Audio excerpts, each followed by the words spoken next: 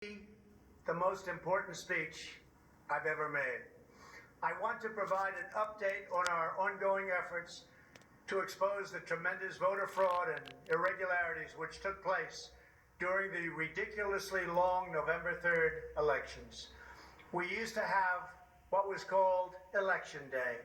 Now we have election days, weeks and months, and lots of bad things happened during this ridiculous period of time, especially when you have to prove almost nothing to exercise our greatest privilege, the right to vote.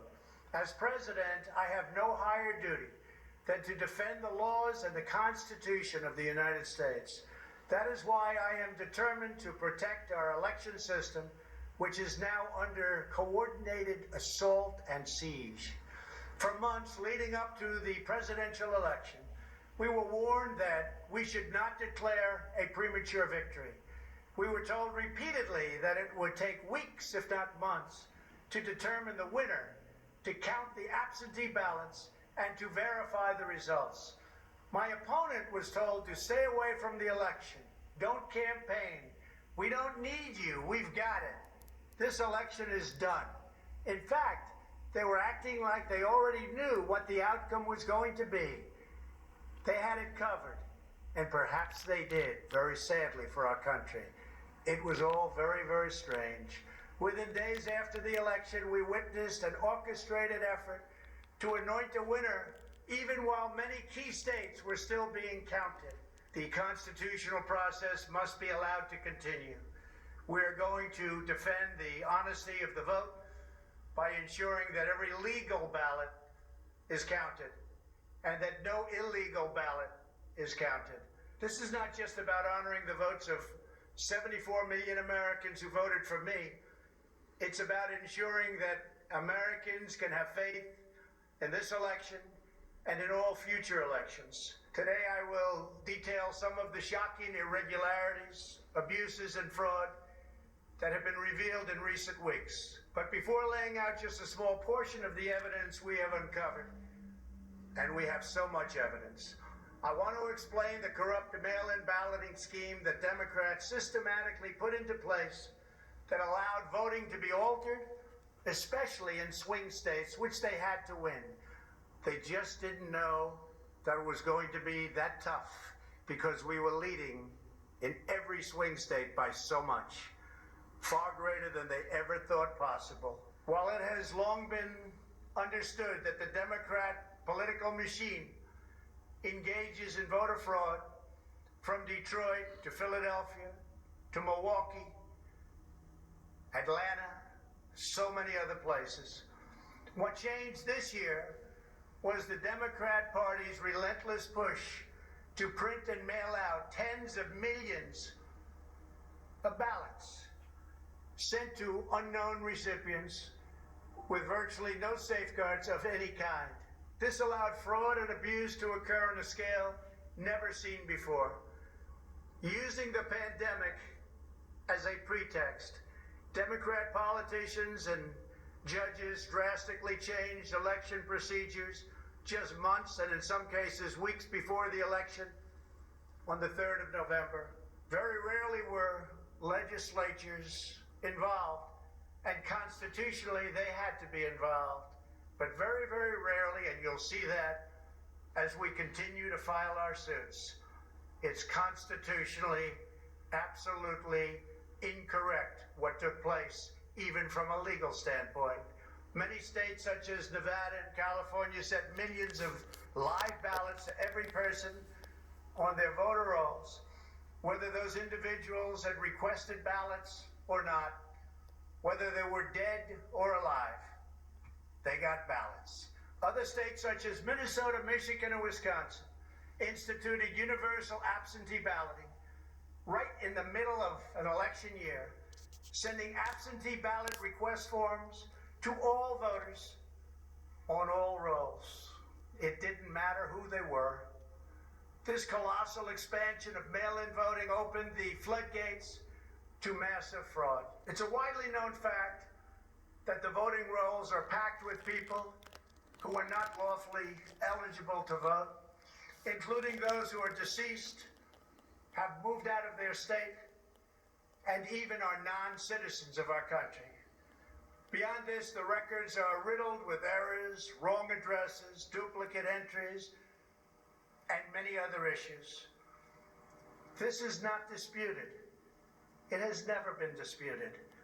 Dozens of counties in the key swing states have more registered voters on the rolls than they have voting age citizens, including 67 counties in Michigan. All of this is evidence. In Wisconsin, the state's Board of Elections could not confirm the residency of more than 100,000 people, but repeatedly refused to remove those names from its voter rolls before the election. They knew why, nobody else did. I knew why. They're illegal voters. It is a travesty that in the year 2020, we do not have any means of verifying the eligibility of those who cast ballots in an election, and such an important election it is, or determining who they are, whether they live in the state, or whether they are even American citizens. We have no idea. We have in all swing states major infractions or outright fraud, which is far more in numbers or votes than we need to overturn the results of a state. In other words, in Wisconsin, as an example, where we were way up on election night, they ultimately had us miraculously losing by 20,000 votes. And I can show you right here that Wisconsin, we're leading by a lot. And then at 3:42 in the morning, there was this. It was a massive dump of votes. Mostly Biden. Almost all Biden. And to this day, everyone's trying to figure out, where did it come from? But I went from leading by a lot to losing by a little.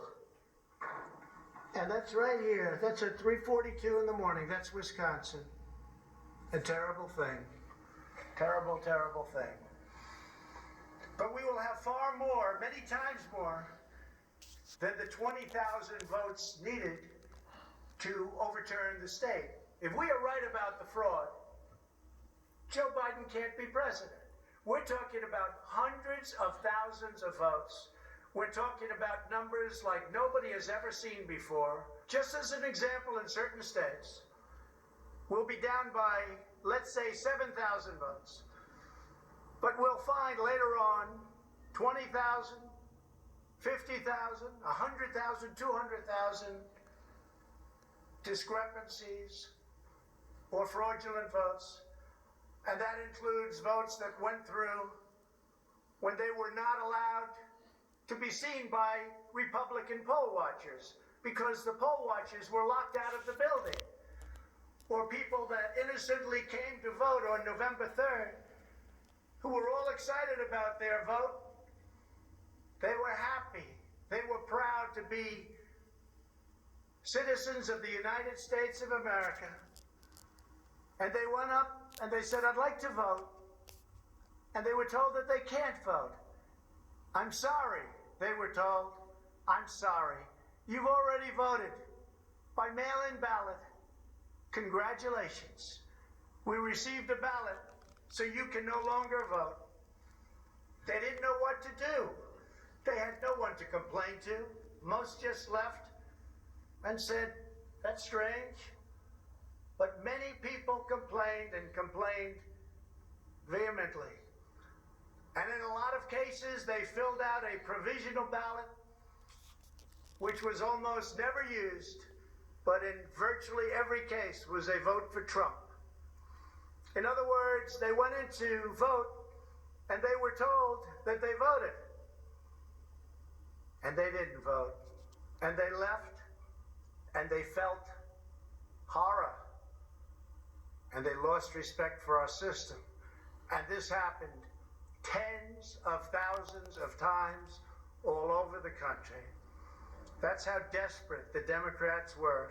They would fill out ballots of people not even knowing if these people were going to show up. And when they did show up, they said, sorry, you've already voted. And on top of everything else, we have a company that's very suspect. Its name is Dominion. With the turn of a dial or the change of a chip, you can press a button for Trump and the vote goes to Biden. What kind of a system is this? We have to go to paper. Maybe it takes longer, but the only secure system is paper. Not these systems that nobody understands, including, in many cases, the people that run them, although unfortunately, I think they understand them far too well. In one Michigan county, as an example, that used Dominion systems, they found that nearly 6,000 votes had been wrongly switched from Trump to Biden. And this is just the tip of the iceberg. This is what we caught. How many didn't we catch? Are there hundreds of other examples throughout the country? Are there thousands? We just got lucky, and they called it a glitch. But we found numerous glitches that evening. 96% of the company's political donations went to Democrats, not surprisingly.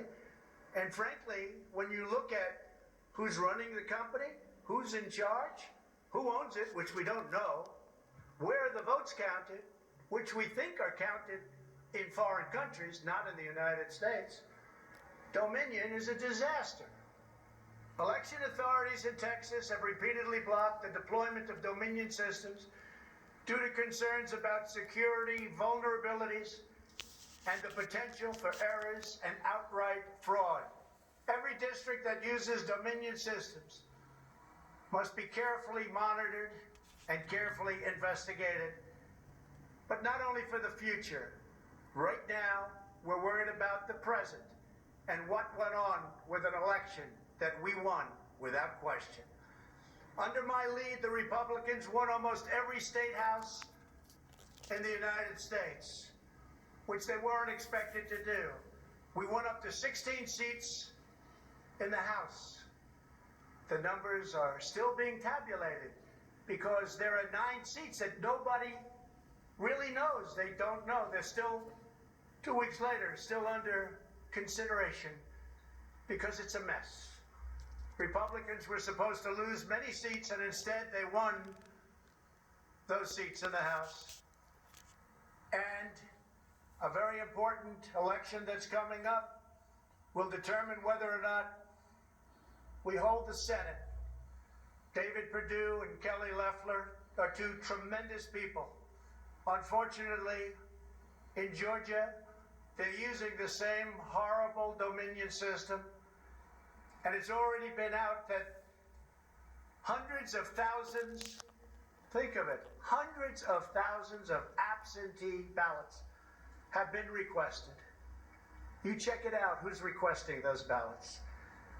The difference is, it's one state and we will have our eyes on it like nobody's ever watched anything before, because we have to win those 2 Senate seats. The tremendous success we had in the House of Representatives and the tremendous success we've had so far in the Senate, unexpected success all over the country and right here in Washington.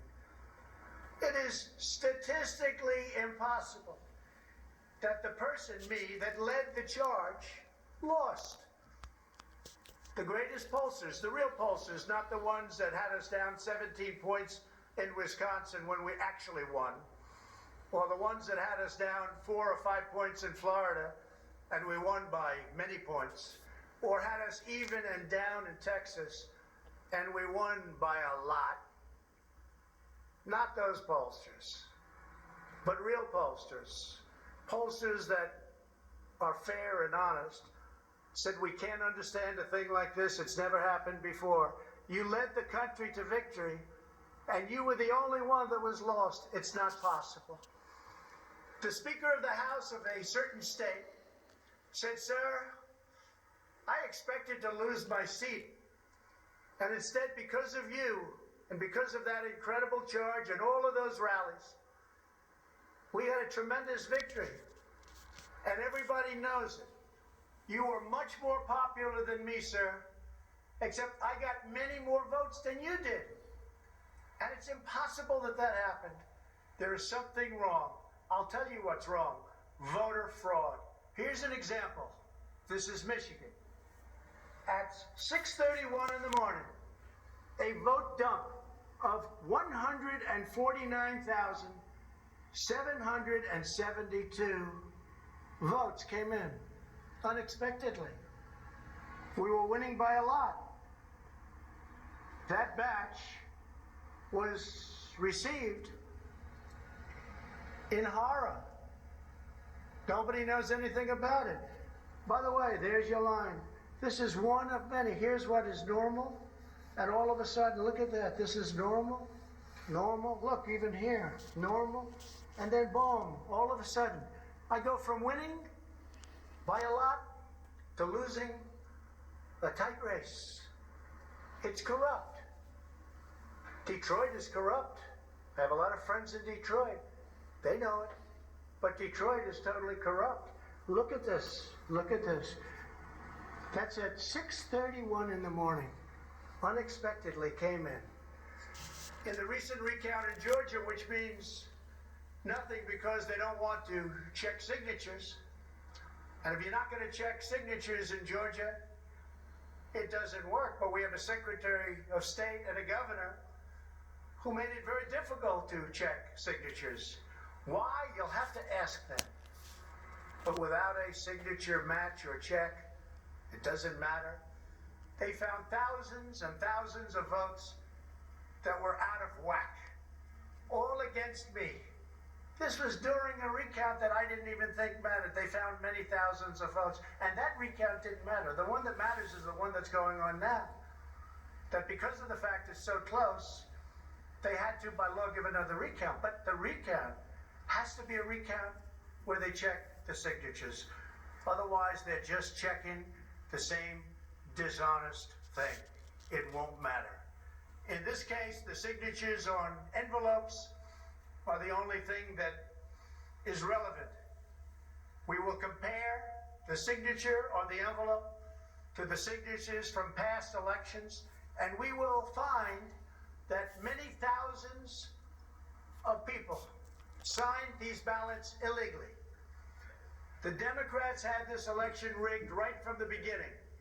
They used the pandemic, sometimes referred to as the China virus, where it originated, as an excuse to mail out tens of millions of ballots, which ultimately led to a big part of the fraud, a fraud that the whole world is watching. And there is no one happier right now than China. Many people received 2, 3, and 4 ballots. They were sent to dead people by the thousands. In fact, dead people, and we have many examples, filled out ballots, made applications, and then voted, which is even worse. In other words, dead people went through a process. Some have been dead for 25 years. Millions of votes were cast illegally in the swing states alone. And if that's the case, the results of the individual swing states must be overturned, and overturned immediately. Some people say that's too far out. That's too harsh. Well, does that mean we take a president and we've just elected a president where the votes were fraudulent? No, it means you have to turn over the election. And everybody knows, without going much further, and they've seen the evidence, but they don't want to talk about it, what a disaster this election was. A total catastrophe. But we're going to show it, and hopefully the courts, in particular, the Supreme Court of the United States, will see it, and respectfully, hopefully they will do what's right for our country. Because our country cannot live with this kind of an election.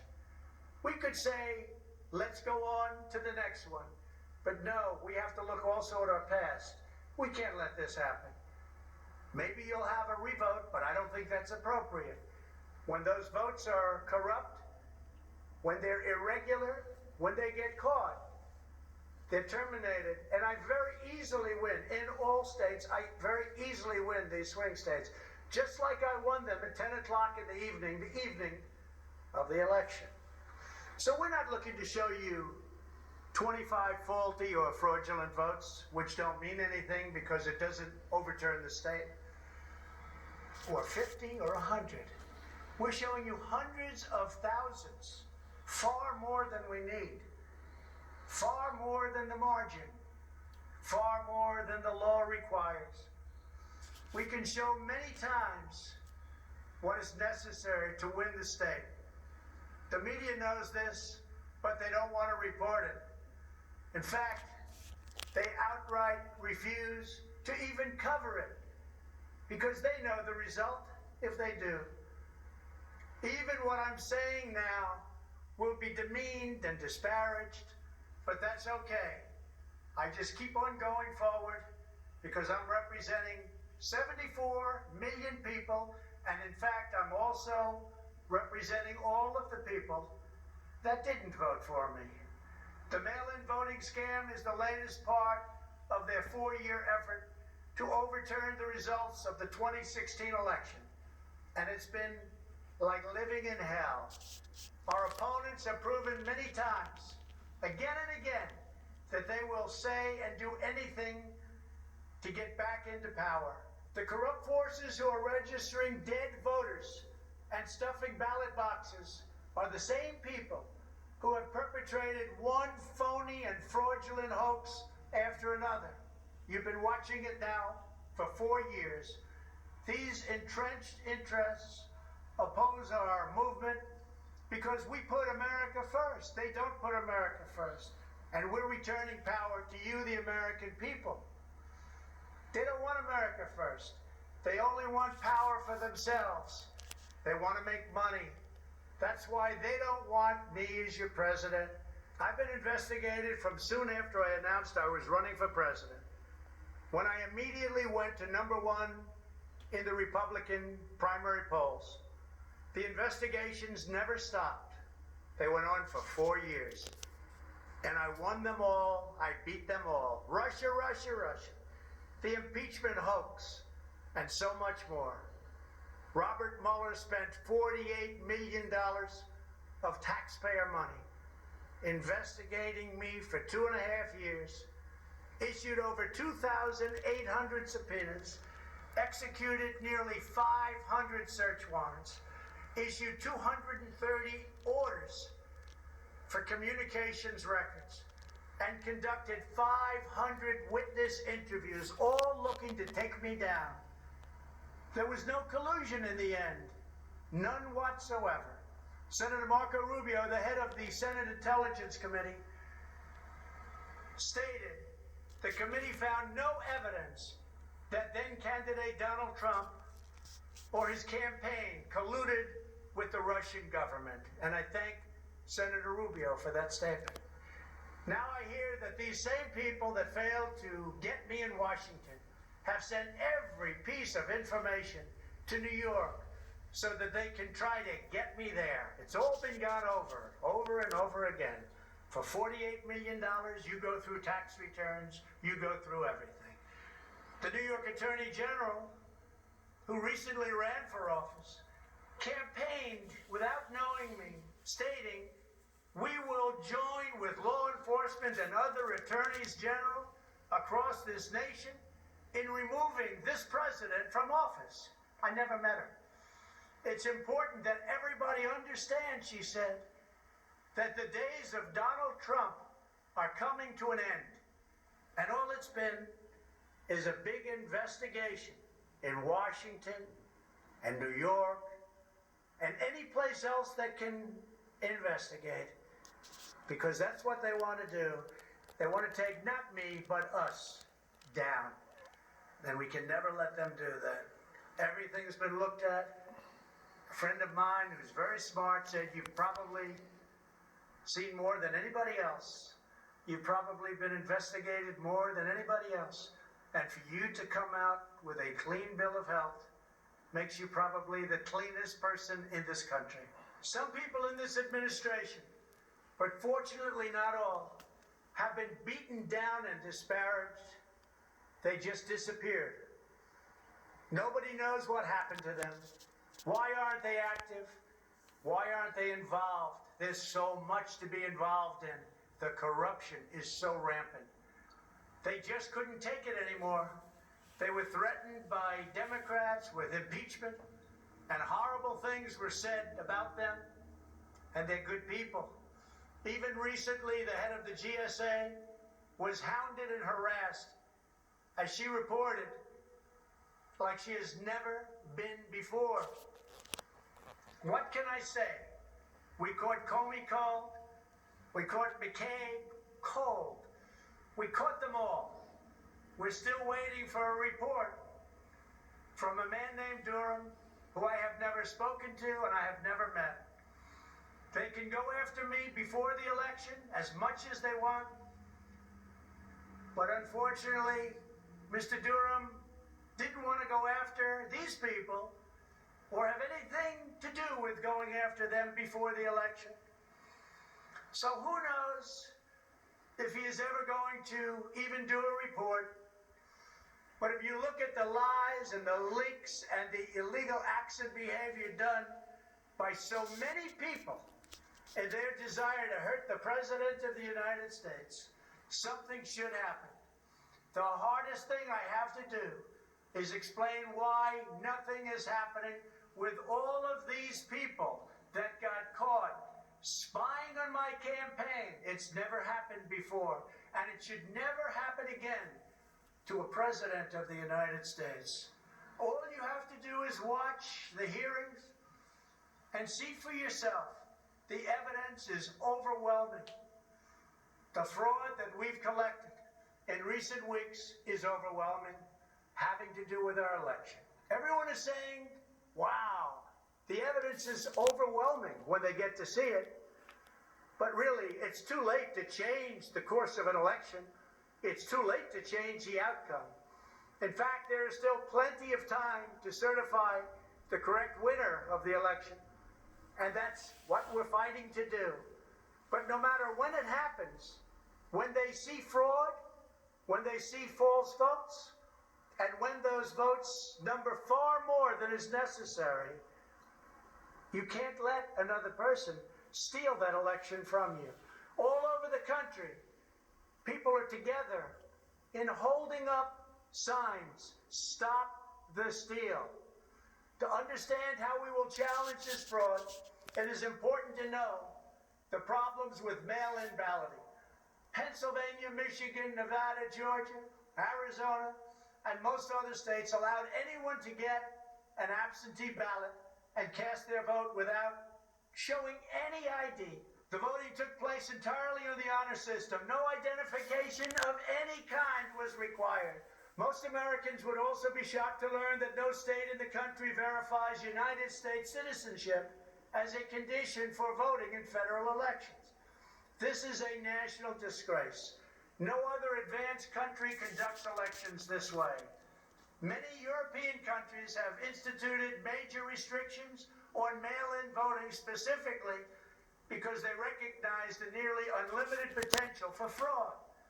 Out of 42 European nations, all but 2 prohibit absentee ballots entirely for people who reside inside the country, or else they require those who need absentee ballots to show a very, very powerful ID. Throughout the Democrat effort to dramatically expand mail-in voting, the Democrat Party leaders were also feverishly working to block measures designed to protect against fraud, such as signature verification, residency verification, or voter ID, and citizenship confirmation was almost unthought of that we should ask for it. Can you believe this? These are not the actions of people who want fair elections. These are the actions of people who want to steal elections, who are willing to create fraud. The only conceivable reason why you would block common sense measures to verify legal eligibility for voting is you are trying to encourage, enable, solicit, or carry out fraud. It is important for Americans to understand that these destructive changes to our election laws were not a necessary response to the pandemic. The pandemic simply gave the Democrats an excuse to do what they have been trying to do for many, many years. In fact, the very first bill that House Democrats introduced when Nancy Pelosi became Speaker was an attempt to mandate universal mail-in voting and eliminate measures such as voter ID, which is so necessary. Dramatically eroding the integrity of our elections was the Democrats' #1 priority for a simple reason. They wanted to steal the 2020 presidential election. All of the Democrat efforts to expand mail-in balloting laid the groundwork for the systematic and pervasive fraud that occurred in this election. In Pennsylvania, large amounts of mail-in and absentee ballots were processed illegally and in secret in Philadelphia and Allegheny counties without our observers present. They were not allowed to be present. In fact, they weren't even allowed in the same room. They were thrown out of the building, and they looked from outside in, but they had no way of even seeing because there were no windows, and the windows that were there were boarded up. Democrats even went to the Pennsylvania Supreme Court to block observers from receiving access. There is only one possible reason that the corrupt Democrat political machine would oppose transparency during the vote counting. It's because they know they are hiding illegal activity. It's very simple. This is an egregious, inexcusable, and irreversible harm that stains the entire election. Yet this unprecedented practice of excluding our observers, our vote watchers, as some people call them, occurred in Democrat-run cities and key states all across the nation. Here are just some of the additional facts that we've uncovered. Many voters all across Pennsylvania received 2 ballots in the mail, and many others received mail-in ballots for which they never applied. So many got ballots, they didn't even know what they were for. And again, so many received more than 1 ballot, in some cases more than 2 ballots. And they happened to be, for the most part, Democrats. In Fayette County, Pennsylvania, multiple voters received ballots that were already filled out. They didn't know what happened. In Montgomery County, Pennsylvania, a poll watcher overheard unregistered voters being told to return later to try to vote under a different name. Tens of thousands of voters across Pennsylvania were treated differently based on whether they were Republicans or Democrats. Voters who submitted flawed ballots in some Democrat precincts were notified and asked to fix their ballots, while Republican precincts, and in particular Republican voters, were not so notified, which plainly violates the Equal Protection Clause of the United States Constitution. If you are a Democrat, we're going to fix up your ballot, make sure it's perfect. If you are a Republican, don't even talk about it. In Michigan, a career employee of the city of Detroit witnessed city workers coaching voters to vote straight Democrat while accompanying them to watch who they were voting for, violating the law and the sanctity of the secret ballot. You can't do that. The same worker says she was instructed not to ask for any ID and not to attempt to validate any signatures. She was also told to illegally backdate ballots, many, many ballots, received after the deadline. This is something that is so unconstitutional. And she estimates that thousands and thousands of ballots were improperly backdated by her and many others. Other witnesses in Detroit also saw election officials counting batches of the same ballots many times, as well as illegally duplicating ballots. One observer testified to seeing boxes and boxes of ballots, all bearing the same signature. Another observer in Detroit gave sworn testimony that he saw countless invalid ballots that did not belong to properly registered voters, and then witnessed election workers in Wayne County entering fake birth dates into the system in order to illegally count them. Witnesses have signed sworn affidavits. In other words, you go to jail if you lie, testifying that after election officials announced the last absentee votes had been received, a batch of tens of thousands of ballots arrived, many without envelopes, all voting for Democrats. In Wisconsin, a record number of voters were categorized as indefinitely confined, a status reserved for severely disabled individuals, also for the elderly, that allow them to vote without showing ID. Last year, approximately 70,000 people claimed this status statewide. This year, the number miraculously was nearly 250,000 voters after election officials in Milwaukee and Dane counties, a couple of the most corrupt political places in our country, urged citizens to improperly register under this status. And register they did in levels that don't exist. In Wisconsin, there are approximately 70,000 absentee ballots that do not have matching ballot applications as required by law. In Georgia, 9 observers have testified to seeing countless irregular ballots without the creases or typical markings indicating that the ballots did not arrive in envelopes as required.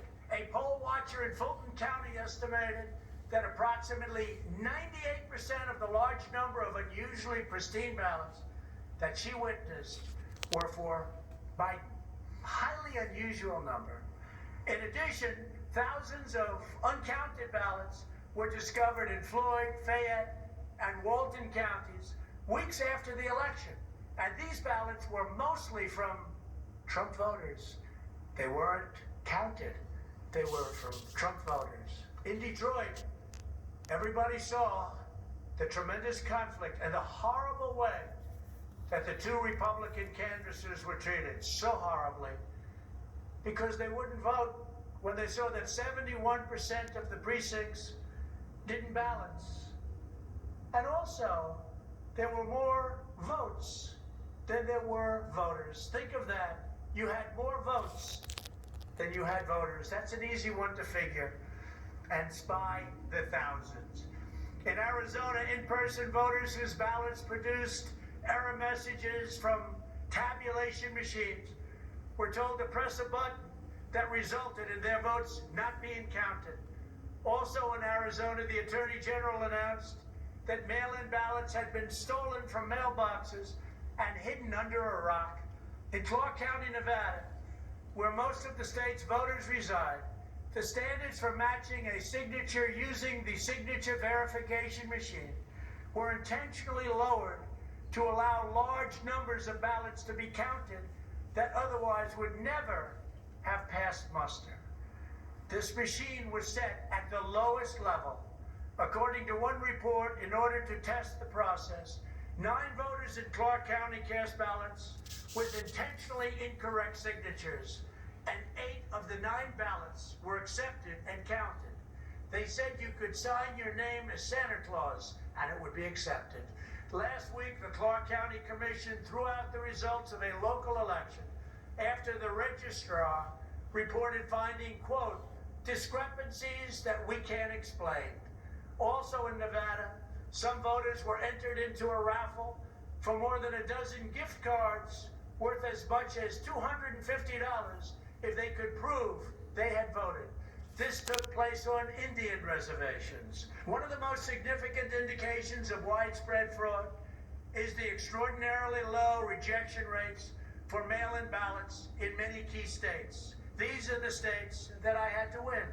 In swing state after swing state, the number of ballots rejected has been dramatically lower than what would have been expected based on prior experience. That means years and years of voting.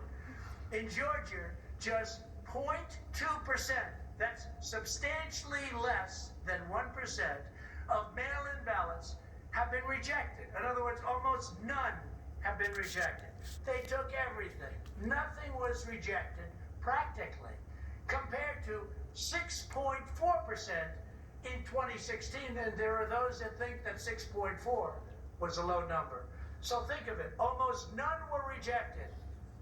And the previous election, 6.4% were rejected. We have seen similar declines in Pennsylvania, Nevada, and Michigan. Ballots weren't rejected. especially if they happen to be in Democrat areas. These irregularities are inexplicable unless there is a deliberate effort to accept ineligible ballots